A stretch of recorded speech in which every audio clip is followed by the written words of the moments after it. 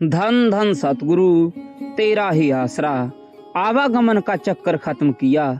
एक सत्संगी भाई मोहनलाल मिंट गुमरी पाकिस्तान में रहता था। दिसंबर 1947 की बात है। उसे शहंशाह मस्ताना जी से मिलने व उनके दर्शन पाने की तीव्र तड़प पैदा हुई। वह साईं जी के दीदार करने सरसा पहुंचा। उन दिनों शहंशाह मस्ताना जी महाराज बाबा सावण शाह जी के हुक्म अनुसार लोगों को नाम जपाने हेतु सरसा शहर में एक कुटिया बनाकर रह रहे थे। मोहनलाल ने आप जी को नारा लगाया तथा दर्शनों का भरपूर आनंद लिया। आप जी ने खुश होते हुए फरमाया, बल्ले बल्ले मोहन, तुझे सफर की थकावट होगी व भूख भी लगी होगी। तेरे लिए राशन मंगवा कर खाना बनवा कर खिलाते हैं। सेवादार गोविंद सिंह जी को राशन की सूची लिखवाने के पश्चात कहा कि तू राशन का सामान लाने के साथ साथ 2 दस्ते कागज, 1 कलम व 1 स्याही की दवात भी लेते आना, क्योंकि साईं जी ने मोहनलाल से एक पत्र लिखवाना था। मोहनलाल ने मुंह हाथ धोया, तब तक राशन का भी सारा सामान आ गया। सारा सामान बाहर निकलवा कर चावल बनवाने के लिए रखवा दिए गए। पूज्य साईं जी ने मोहनलाल से पूछा, पुत्र पहले चावल खाएगा या सच्चे पातशाह जी को चिट्ठी लिखेगा? मोहनलाल ने कहा कि पहले चिट्ठी लिख देते हैं जी।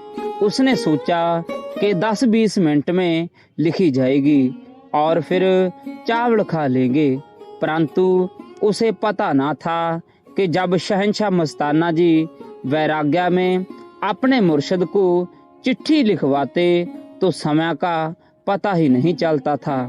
प्रेम में मुर्शिद की बढ़ाई के लफ्ज लिखवाते लिखवाते बीच में चुप होकर चिंतन करने लगते। कभी आप जी सावण सिंह जी महाराज की कोई बात करने लग जाते तो घंटों गुजर जाते। शहंशाह जी ने बाबा सावण सिंह जी महाराज का ध्यान करके मस्ती के आलम में चिट्ठी लिखवानी शुरू की। फरमाया, लिख पुत्र लिख। सावण शाह जी, मक्खन मलाई जी, इस दुनिया में सिर्फ मेरे आप ही हैं। मेरा बाप भी सावण शाह, मेरी माँ भी सावण शाह, मेरा भाई भी सावण शाह, मेरी बहन भी सावण शाह, मेरा पुत्र भी सावण शाह, मेरी औरत भी सावण शाह, मेरा मुर्शिद भी सावण शाह, मेरा सब कुछ सावण शाह, मेरा मौला भी कहकर मस्ती में लिखवाते ही गए। उधर मोहनलाल को भूख सता रही थी और समय भी बहुत हो गया था। आप जी चिट्ठी लिखवाते ही गए। सायं के 6 बज गए। मोहनलाल ने रफा हाजत के लिए 2 मिनट की छुट्टी मांगी तो आप जी ने कहा, छेती कर आना, देर ना लाई। फिर वापस आने पर मोहनलाल से पूछा, पुत्र चिट्ठी लिखी गई? उसके हाँ जी कहने पर पढ़कर सुनाने के लिए फरमाया। मोहनलाल ने चिट्ठी पढ़नी शुरू की। जब उसने पढ़ा कि मेरा पुत्र भी सावण शाह, तो आप जी ने मोहनलाल को टोकते हुए फरमाया, अरे ठहर, यह लफ्ज तूने कैसे डाला? सच्चे पातशाह नाराज हो जावें तो तेरी चिट्ठी को आग लगे। मस्ताना जी ने चिट्ठी पकड़कर फाड़ डाली और फरमाया कि दोबारा लिख। फिर चिट्ठी लिखवानी शुरू की। वैसी ही सारी प्रेम वाली बातें फिर लिखवाई। रात्रि के 9 बज गए। फिर चिट्ठी पढ़ने का हुक्म फरमाया। चिट्ठी में तू मेरी औरत लिखा गया था, जिसे फिर मोहनलाल पर खफा हो फड़वा दिया। फिर लिखवाना शुरू किया। मोहनलाल थका हुआ था, वह भूख भी सता रही थी, कुछ बोल सकने की हिम्मत भी ना थी। इसी तरह चिट्ठियां लिखवाते फड़वाते सुबह के 3 बज गए। साईं जी ने फरमाया कि तेरे से चिट्ठी पूरी ना होगी, भूख भी तुझे सता रही होगी, परंतु सच्चे पातशाह का इस वक्त भजन सुमरण करने का हुक्म है। यह हुक्म कभी नहीं टालना चाहिए। गुफा के दरवाजे के पास मोहनलाल को सुमरण पर बैठाकर गोविंद को उसके पास पहरे पर खड़ा करके एवं लाठी लेकर सुमरण करवाने का हुक्म फरमाया। पूज्य दातार जी ने नीचे गुफा में जाते समय उसके लिए वचन किए, जब तक असी ना आए सुमरण करते रहना, सोना नहीं। सुबह हो गई, साईं जी गुफा से ना पधारे। मोहनलाल का ख्याल कभी घड़ी पर, कभी भूख पर, कभी गोविंद पर तथा कभी वचनों पर जाता। सुबह के 10 बजे साईं जी गुफा से बाहर आए। चेहरा नूर से लाल था। मोहनलाल दर्शन पाकर निहाल हो गया। भूख थकान का तो पता ही नहीं चला कि कहाँ गायब हो गई। मुर्शिद के दीदार पाकर मोहित हो रहा था। शहंशाह जी ने रहमत भरे वचन फरमाए, पुत्र तेरी जन्म मरण की फाही मुक्की, अब तुम्हारा चावल खाने का हक है। फिर चावल बनवाए तथा मोहनलाल ने बताया कि ऐसे स्वादिष्ट चावल जिंदगी में उसे कभी नहीं खाने को मिले। लड़का बख्शिश में दिया। गिद्दड़बाहा के लाला वलैती राम के घर कोई लड़का नहीं था। कई कर्म कांड करवाए, अनेक स्थानों पर मन्नतें मांगी, लेकिन सब व्यर्थ रहा और लड़का नहीं हुआ। उसने किसी भक्त से सुना था कि सरसा के डेरा सच्चा सौदा में रूहानी सच्चे फकीर रहते हैं। वलैती राम पुत्र की इच्छा मन में लेकर सरसा आश्रम में आ गया। पता चला कि बाबा जी आश्रम से बाहर सत्संग करने गए हुए हैं। सेवादारों ने वलैती राम को बताया कि यहाँ केवल रूहानी शिक्षा दी जाती है, किसी से भी पैसा नहीं लिया जाता और ना ही माथा टिकाया जाता है। नाम जपो, प्रेम करो की शुभ शिक्षा मुर्शिदे कामिल मस्ताना जी महाराज द्वारा दी जाती है। यह सुनकर उसका श्रद्धा व विश्वास बढ़ा और उसे लगा कि यहाँ मेरी इच्छा पूरी हो सकती है। वलैती राम जाते समय आश्रम के मुख्य द्वार पर लड़के का ख्याल दिल में रखते हुए माथा टेक कर चला गया। लगभग 1 साल बाद लाला वलैती राम के यहाँ लड़के ने जन्म लिया। पूरे परिवार में प्रसन्नता की लहर दौड़ गई। वलैती राम का पूरा परिवार धन्यवाद करने के लिए डेरा सच्चा सौदा सरसा में आदर सहित आप जी के पास आया। आप जी ने पूछा, भाई कैसे आए? लाला जी ने बताया कि साईं जी, मैंने सुना था कि रूहानियत के मालिक परम संत सरसा आए हुए हैं।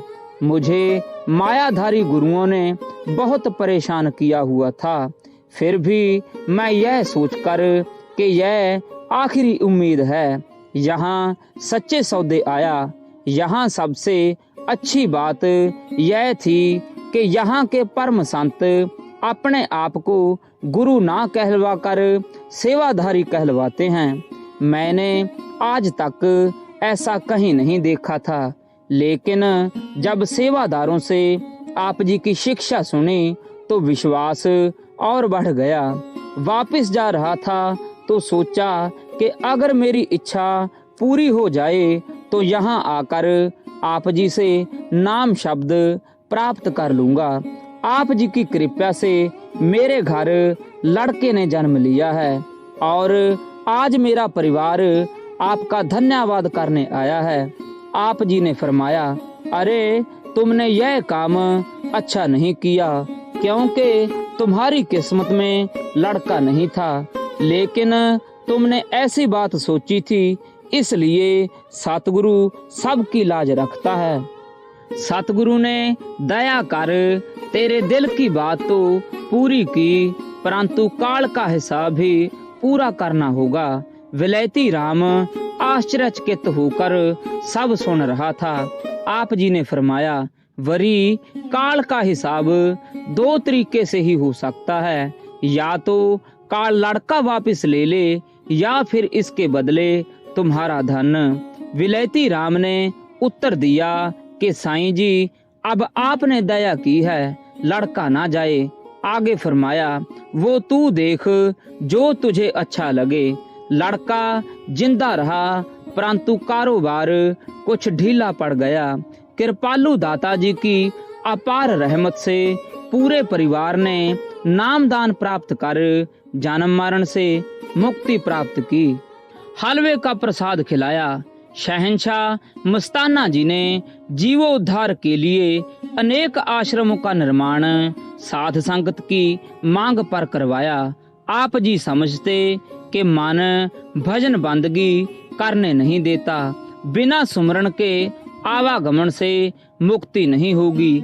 इसलिए भजन बंदगी का काम सेवा द्वारा भक्तों से लेते थे, ताकि इनका नसीब बने। मन का मुकाबला करो, मन की नाजायज मांग ना मानो। इसको ज्यादा खाने को भी मत दो, क्योंकि ज्यादा खाने से नींद तंग करती है तथा भजन बंदगी में विघ्न पड़ता है। इसलिए कम खाओ और सेवा सुमरण ज्यादा करो। आप जी ने गांव महमदपुर रूही के आश्रम का नाम अमरपुरा धाम रखा। साध संगत की सुविधा अर्थ उस आश्रम का निर्माण किया गया। दर्शनों से सेवादारों को अंदर से खुशियां मिलती। आप जी की मीठी रूहानी बोली जैसे बल्ले बल्ले वाह वाह से ही भूख, थकावट व नींद दूर हो जाती। गांव महमदपुर के कुछ भक्त व 7 ब्रह्मचारी सेवादार आश्रम में सेवा पर लगे हुए थे।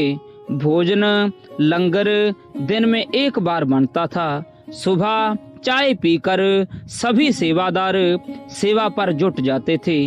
एक दिन आप जी ने फरमाया, आज लंगर नहीं बनेगा। यह सुनकर सेवादारों को भूख ज्यादा तंग करने लगी। अगले दिन फिर वैसा ही वचन किया। सेवादार सेवा करते रहे, परंतु अंदर से भूख भी सता रही थी। तीसरे दिन भी साईं जी ने फरमाया कि आज भी दोपहर का लंगर नहीं बनेगा। सभी का मन अंदर से कुछ ना कुछ खाने की योजना बनाने लगा। सेवादारों ने आपस में सलाह की कि भूख बहुत सता रही है, इसलिए गांव से आटा मंगवाकर चुपचाप रोटी बनाकर खा ली जाए। उन्होंने गांव से आटा मंगवाया और आश्रम के एक कोने में रोटियां तैयार कर मुंह में डालने लगे। तभी साईं जी की मीठी प्यारी आवाज सुनी, तुम सूखी रोटियां खा रहे हो तो हलवा कौन खाएगा। फिर सेवादारों ने साईं जी से माफी मांगी। वह शाम को हलवा बनाकर सभी को भर पेट हलवे का प्रसाद खिलाया गया। सभी धन्य धन्य कहने लगे। खारा पानी मीठा किया। पूज्य मस्ताना जी महाराज ने स्थानीय सत्संगियों की प्रार्थना स्वीकार करते हुए सन 1952 में गांव महमदपुर रूही फतेहाबाद में पहला सत्संग किया। आप जी ने लोगों को बुराई त्यागने व परोपकार में समय लगाने की प्रेरणा देते हुए सत्संग में पहुंचे अनेक लोगों को फरमाया कि यह पूरे सतगुरु की बहादुरी है और ताकत है। अगर कोई कहे कि मैं परमेश्वर पावा ता हरगिज नहीं पा सकता। जब तक माली प्योंद ना करे तब तक प्योंद नहीं हो सकती। अगर शाख या टहनी बोले कि मैं खुद होमा तो कभी नहीं हो सकती। इस तरह अगर कोई बोले कि मैं रब देखा तो कभी नहीं देख सकता। जब तक सतगुरु नाम रूपी प्योंद ना करे तब तक फल नहीं दे सकता। जो परम संतों से पूछकर अपने अंदर वाले राम को जपेगा, अंदर वाला राम उसका काम जरूर करेगा और जन्म मरण मुकाएगा। सभी साध संगत मस्त होकर आप जी द्वारा लगातार चले 3-4 घंटे के रूहानी सत्संग को बड़े ध्यान से सुनती रही। कुछ ग्रामवासियों के मन में जो थोड़ी बहुत शंकाएं थी, सत्संग सुनकर सब दूर हो गई। गांव वालों के सच्चे प्रेम को देखते हुए उनकी मांग स्वीकार कर दाताजी ने उस गांव में आश्रम बनाने का निर्णय कर लिया। आप जी ने इस नवनिर्मित आश्रम का नाम अमरपुरा धाम रखा। नए बने आश्रम में पीने के पानी की व्यवस्था के लिए नल लगाने की आवश्यकता हुई। ग्रामवासियों ने बताया कि बाबा जी यहाँ की धरती के नीचे खारा पानी है, पीने के लिए योग्य नहीं है। हमें दूर दराज से पीने का पानी लाना पड़ता है। पूर्ण रूहानी संत फकीर दुनिया की भलाई के लिए ही सृष्टि पर अवतार धारण करते हैं और मानवता की सेवा ही उनका एकमात्र उद्देश्य रहता है। साथ ही कृपालु दाताजी ने डेरे के अंदर एक स्थान पर अपने पवित्र चरण रखकर आदेश दिया, भाई यहीं पर नल लगा दो। सतगुरु की रहमत द्वारा नल का पानी इतना ठंडा व मीठा था कि सभी ग्रामवासी प्रसन्न हो गए तथा आप जी को धन्य धन्य करने लगे। आस पड़ोस के गांव में भी इस प्रत्यक्ष रहमत का पता चलने पर लोग आप जी के दर्शन करने, सत्संग सुनने और नाम की दात प्राप्त करने पहुंचे। पूरे गांव की माता बहनें पीने का पानी प्राप्त करने के लिए आश्रम में आने लगी। डेरे में हर समय गहमा गहमी रहने लगी। गांव लालपुरा में पूजा मस्ताना जी महाराज का रूहानी सत्संग सुनने आई। गांव किकरावाली की साध संगत से आप जी ने बातचीत के दौरान पूछा कि तुम्हारे गांव में पानी खारा है या मीठा। साध संगत ने बताया कि साईं जी पानी खारा है, पानी पास के ही गांव से लाते हैं। इस पर आप जी ने समझाया कि भाई वहाँ के लोग तुम्हारे से पूछेंगे कि तुम परमात्मा का नाम जपते हो, क्या तुम्हारे बाबा के पास पानी मीठा नहीं है, हमारे पास क्यों आते हो? तो फिर आप क्या जवाब दोगे? तुम ऐसा किया करो, सुबह सुबह उठकर जिंदा राम जपा करो, जिंदा राम पानी मीठा कर देगा। थोड़े दिनों में ही किकरावाली गांव के कुएं का पानी मीठा हो गया। इसी प्रकार डेरा सच्चा सौदा सतनामपुरा धाम गांव गदराना का पानी भी बहुत खारा था, पीने योग्य ना था। ग्राम वासियों की सच्ची पुकार को सुनकर उपकार करते हुए बेपरवाह जी ने अपनी रहमत भरी दृष्टि द्वारा उस गांव के कुएं का पानी भी मीठा कर दिया। इसी प्रकार सरसा शहर के भक्त कांशीराम द्वारा की गई प्रार्थना पर भी शहंशाह जी ने वचन फरमाया, तू चाहता है कि पानी खारा ना निकले, तू धन धन सतगुरु तेरा ही आसरा का नारा बोलकर जहां मर्जी अपने घर में नलका लगा ले, पानी मीठा निकलेगा। सतगुरु जी की कृपा द्वारा पानी मीठा निकला, जबकि उस मोहल्ले में तो क्या, उसी घर के नल के आसपास की जगह का पानी पीने के योग्य ना पहले था और ना ही अब है। आप जी की इस रहमत को वहाँ आसपास के सभी लोग जानते हैं। बिगड़ैल ऊंट से जान बचाई। एक बार अमरपुरा धाम में गांव महमदपुर के एक जमींदार भाई ने आकर पूजा मस्ताना जी को बताया कि मैं अकेला अपने ऊंट के साथ खेत में काम कर रहा था।